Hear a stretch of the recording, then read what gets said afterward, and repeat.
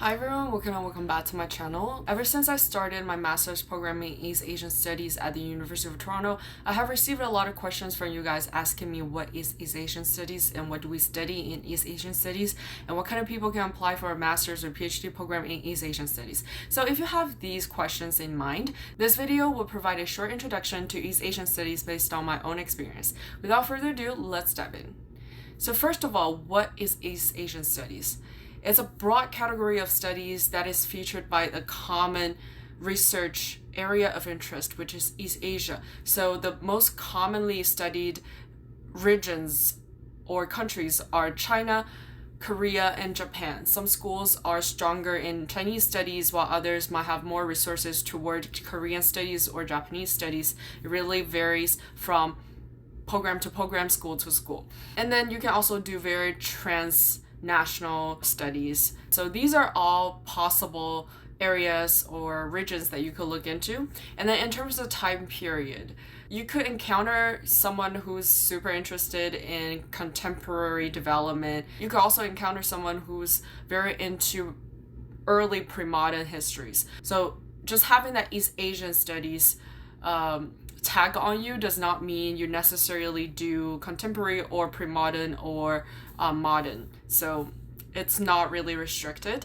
And then in terms of the fields or disciplines, there are so many different disciplines you could do. As long as your research focus is in East Asia, you could fit into a program in East Asia. So for example, you could be interested in history, literature, philosophy, politics, economics. There's just so many things you could study in East Asian Studies, and that's also one of the reasons why I wanted to major in East Asian Studies, because it gives me a lot of opportunity to explore different fields of interest, different disciplines, and different methodologies.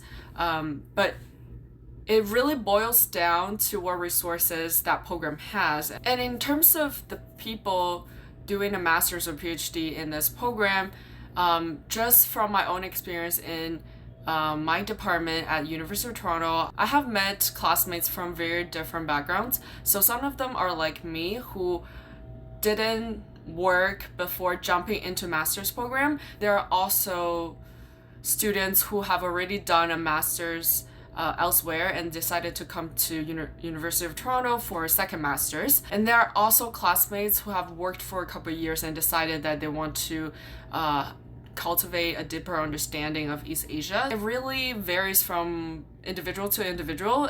So you could see how diverse this program is and how diverse the population in this program is. A lot of people could potentially fit into such a program. And then in terms of the language requirement, because the programs in East Asian Studies in North America are taught in English. So English is a hard requirement to get into the program. I am a Chinese native speaker and my research interest is in China.